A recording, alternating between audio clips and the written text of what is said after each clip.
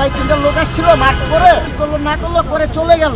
আর 2 minute পরে দেখে পিছন থেকে আগুন। যে এই ক্ষতিটা করছে আমার সংসারে লাথি মারছে, আরে আমার সংসার অভাব ফেলাইছে, আর বিচার চাই।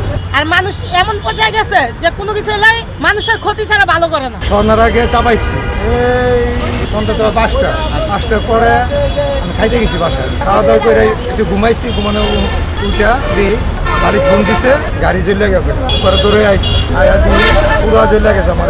আমি বলতে পারি না কারা করছে, যারা কাজ করছে অন্যায় কাজ করছে। তাহলে 12 লাখ টাকা এখন ক্ষয়ক্ষতি হয়েছে। গাড়ি কেটে আর চালানোর মতো উপযোগী না আছে? না না, চালান যাইব না এই গাড়ি।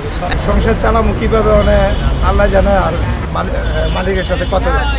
আমরা যখন আগুন লাগার খবরটা পাওয়ার সাথে সাথে আমরা এখানে আসছি, আমাদের অফিসার ফোর্স আসছে এবং আমরা এই বিষয়ে কাজ করছি। আশেপাশে যে সমস্ত সিসি ক্যামেরা আছে আমরা এগুলো দেখছি। আসলে আগুন কি লাগাই দেওয়া হয়েছে বা অন্য কোনোভাবে লাগছে কিনা এটা তদন্ত হচ্ছে, তদন্ত করে আমরা এটা বের করব। হাসিনার ফাঁসি হয়েছে এইটা ওরা মাইনে নিতে পারে না। আমার মনে হয় যে এই শত্রুতায় ওরা যে কোনো টাইমে যে কোনো কাজ করতে পারে, কারণ হাসিনা পলাইছে, হাসিনার দোসররা পলায় নাই। এখনো আমাদের চোখের সামনে দিয়া তারা বুক ফুলাইয়া হাঁটে। যারা আগে যে ব্যবসা করছে তারাই ব্যবসা করতেছে, নাম করতেছে অন্য অন্য দলের। আমরা তো চোখে দেখি, এরা সহ্য করে নিতে পারতেছে না যে সরকারের যে হাসিনার যে একটা ফাঁসি হয়েছে, রায় হয়েছে, এই রায়টা তারা মাইনে নিতে পারতেছে না। আমার যেটা মনে হচ্ছে, আমি গেটে বাইরে দেখতেছি যে আগুনটা প্রথম তো পিছন সাইড থেকে লাগছে। যে পরিমাণ আগুনটা লাগছে, রাস্তায় জ্যাম, কোনো ফায়ার সার্ভিস কোনো কিছু আসার কোনো ইয়ে ছিল না।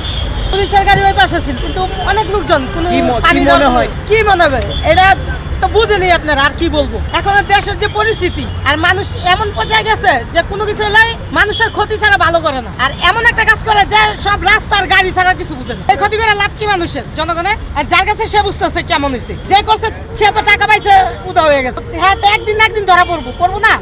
কে বা কারা আগুন দিয়ে দিচ্ছে, বা আগুন লাগার পরে আর কি খবর পেয়ে এসে ফায়ার সার্ভিসে আগুন নিবেছে। আসলে আমরা তো আর দেখি নাই, যেহেতু এখন সঠিক মন্তব্য করা যাবে না। সিসি ক্যামেরা আছে পাশে, যদি সরকারিভাবে তদারকি করে দেখে তাহলে হয়তো এটার ক্লু পাওয়া যাবে। আপনার সংসারে লাথি মারছে অথবা আপনার দিদি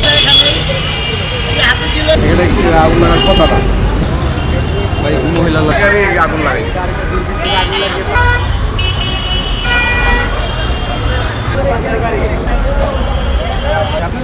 আমার গেটে আমি গেটে, আমি 9টার দিকে গাড়ি দিচ্ছি।